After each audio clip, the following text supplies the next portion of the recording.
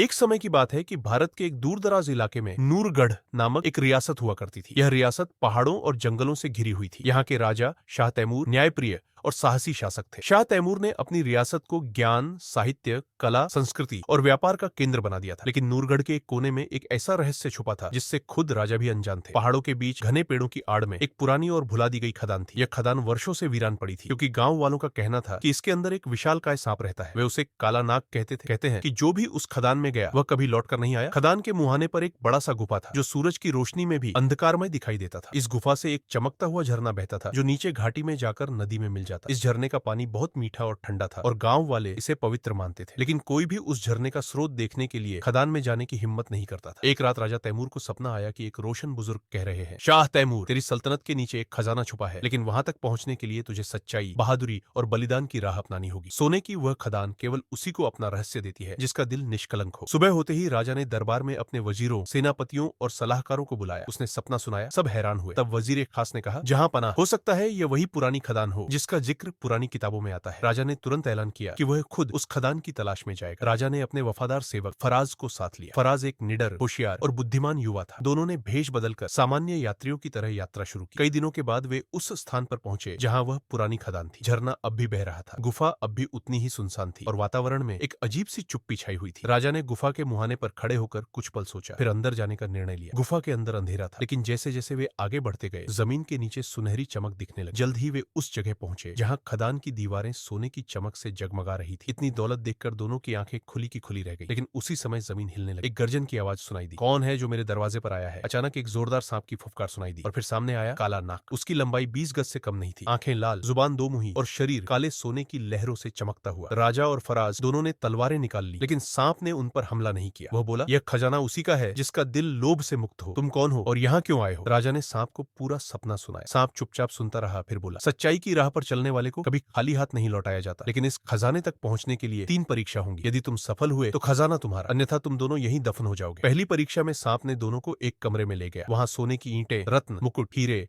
और अनगिनत कीमती वस्तुएं बिखरी पड़ी थी। सांप बोला, तुम्हें सिर्फ एक वस्तु चुननी है। यदि तुमने दिल की पवित्रता से चुना तो रास्ता खुल जाएगा। यदि लोभ ने निर्णय किया तो मृत्यु निश्चित है। फराज आगे बढ़ा। उसने एक छोटा सा तांबे का प्याला उठाया जो बाकी खजानों के बीच लगभग छुपा हुआ था। राजा ने आश्चर्य से देखा, जहांपना, यह प्याला वही है जिससे झरने का पानी पिया जाता है, बाकी सब लोभ है। सांप मुस्कुराया और पहला दरवाजा खुल गया। दूसरा कमरा पूरी तरह अंधकारमय था। वहां से रोने, चीखने और दरिंदों की आवाजें आ रही थी। सांप की आवाज गूंजी, यदि तुम अपने डर पर काबू पा गए तो रोशनी मिलेगी। राजा ने तलवार मजबूती से थामी और आंखें बंद किए बिना आगे बढ़ा। फराज उसके साथ रहा। कुछ ही देर बाद कमरा रोशन हो गया। आवाजें गायब हो गई। दीवारों पर लिखा था, जो अंधेरे में भी कदम बढ़ाए वही रोशनी का हकदार है। तीसरा और अंतिम कमरा एक खूबसूरत बाग जैसा था। बीच में एक सिंहासन पर राजा की शक्ल का पुतला रखा था। सांप ने कहा, अब अंतिम परीक्षा है। यदि तुम वास्तव में राज्य के शुभचिंतक हो तो अपनी सबसे कीमती वस्तु का बलिदान करो। राजा ने कुछ पल सोचा, फिर अपनी तलवार जमीन पर रख दी, अपना मुकुट उतारकर सिंहासन पर रख दिया और कहा, यदि मेरी रियासत की समृद्धि के लिए मेरी बादशाहत का बलिदान आवश्यक है तो मैं तैयार हूं। सांप की आंखों में चमक आ गई। वह ऊंचे स्वर में बोला, तुम परीक्षा में सफल हो गए। पुतला गायब हो गया। सिंहासन सोने से भर गया और गुफा की दीवारें चमकने लगी। झरने का पानी सुनहरा हो गया। सांप ने अपना रूप बदला और वही रोशन बुजुर्ग बन गया जो राजा के स्वप्न में आए थे। बुजुर्ग बोले, राजा तैमूर, यह खजाना तुम्हारे नेक इरादों और सच्चे दिल की अमानत है। तुमने 3 परीक्षाओं में खुद को साबित किया है। अब यह खदान तुम्हारे राज्य की संपत्ति है, लेकिन याद रखना, इस धन का उपयोग केवल भलाई के लिए करना। राजा और फराज वापसी के लिए निकल पड़े। राजा ने गुफा के चारों ओर सुरक्षा तैनात की और झरने का पानी जनता के लिए समर्पित कर दिया। उसने इस संपत्ति से विद्यालय, अस्पताल और अनाथालय बनवाए। नूरगढ़ दिन ब दिन प्रगति करने लगा और सोने की खदान की कहानी पीढ़ियों तक सुनाई जाती रही। और इस प्रकार एक सपना, एक गुफा, एक सांप, एक झरना